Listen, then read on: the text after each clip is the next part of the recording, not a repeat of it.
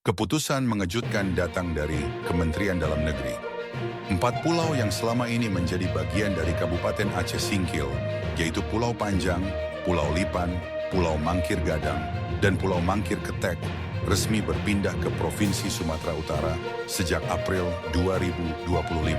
Dasarnya, surat keputusan Mendagri. Namun keputusan ini bukan hanya soal batas wilayah. Di balik peta, terselip narasi yang jauh lebih dalam dan mencurigakan. Narasi tentang kuasa, kepentingan ekonomi, dan geng Solo. Mendagri Tito Karnavian berdalih, pemindahan ini dilakukan karena kedua provinsi, Aceh dan Sumatera Utara, tak kunjung sepakat soal batas laut. Maka, pemerintah pusat turun tangan dan menetapkan 4 pulau itu masuk wilayah Sumatera Utara. Titik. Tapi publik bertanya, kenapa pemerintah pusat bisa dengan mudah ambil keputusan sepihak tanpa melakukan dialog terbuka? Dan yang lebih mencurigakan lagi, kenapa keputusan sepenting ini tidak melalui konsultasi dengan rakyat Aceh dan DPR Aceh? Apalagi Aceh adalah wilayah otonomi khusus. Keputusannya seharusnya tak bisa disamakan dengan provinsi lain. Lalu, kenapa tetap dipaksakan? Perubahan wilayah berarti semua proses birokrasi harus diulang, tapi bukan itu yang paling mereka khawatirkan. Yang mereka takutkan adalah siapa yang sebenarnya mengincar pulau-pulau itu. Yang bikin tambah panas, Aceh punya otonomi khusus. Dijamin Undang-Undang Pemerintahan Aceh dan MoU Helsinki. Aturannya jelas, batas wilayah Aceh mengacu pada peta 1 Juli 1956. Dan wilayah Aceh tak bisa diubah sembarangan. Jadi kalau pemerintah pusat sepihak mengubahnya, pertanyaannya, apakah otonomi Aceh sudah tidak dihormati lagi? Tapi tunggu dulu, di balik semua ini muncul spekulasi tajam. Ada yang mengincar potensi ekonomi besar di wilayah itu. Mengapa keempat pulau ini begitu penting?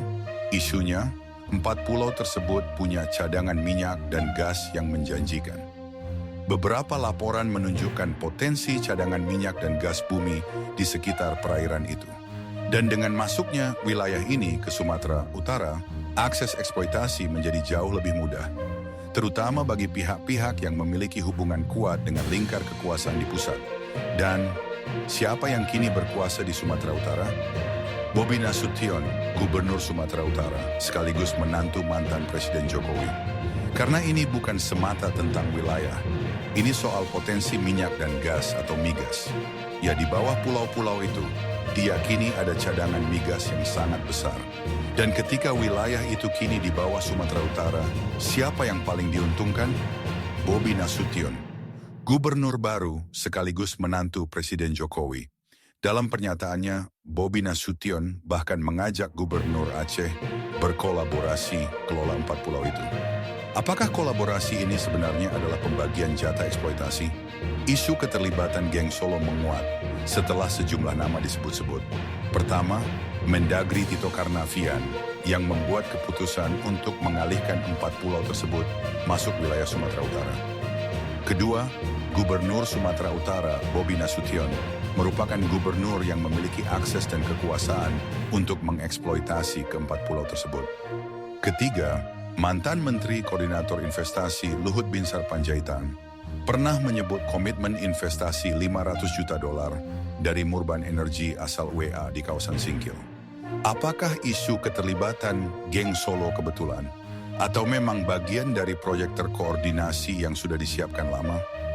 Mengingat kalau Aceh yang pegang kendali, investasi itu bisa tertahan. Karena pemerintah Aceh yang punya semangat otonomi, bukan pihak yang mudah diajak kompromi. Jika 4 pulau itu tetap milik Aceh, akses para oligarki akan lebih sulit. Tapi jika masuk Sumatera Utara, apalagi di bawah Bobi Nasution, proses perizinan bisa lebih lancar. Dari sini muncul dugaan serius. Pengalihan ini bukan untuk rakyat, tapi demi eksploitasi, demi investasi, demi keuntungan segelintir elit. Tokoh-tokoh Aceh menyebut ini sebagai bentuk perampasan wilayah. Bahkan sebagian menyebutkan ini sebagai awal dari intervensi 4 pulau berpindah tangan. Karena jika 4 pulau ini benar-benar kaya migas, siapa yang paling duluan mengantongi konsesi?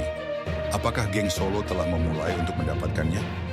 Tulis pendapat kalian di kolom komentar. Jangan lupa like, share, dan subscribe agar tidak ketinggalan mendapatkan informasi terupdate dan dapat mengikuti analisa-analisa politik terkini lainnya. Terima kasih telah menyimak. Sampai jumpa di video berikutnya.